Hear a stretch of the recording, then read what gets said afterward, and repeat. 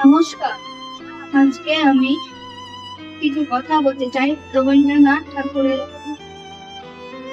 রবীন্দ্রনাথ ঠাকুর 1861 সালের 7ই মে জোড়াসাগর ঠাকুর বাড়িতে জন্মগ্রহণ করেন। তিনি ছিলেন বাংলা সাহিত্যের এক উজ্জ্বল নক্ষত্র। তিনি কবি, সাহিত্যিক, সঙ্গীতকার ও দার্শনিক হিসেবে বিশ্বজোড়া খ্যাতি অর্জন করেন। তিনি আমাদের জাতীয় সঙ্গীত জন গণ মন রচনা করেন। তার গানগুলি রবীন্দ্রসঙ্গীত নামে পরিচিত। তিনি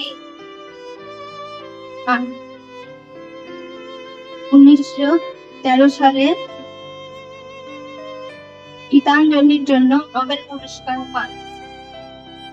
1941 সালের 7ই আগস্ট তিনি পরলোক গমন করেন।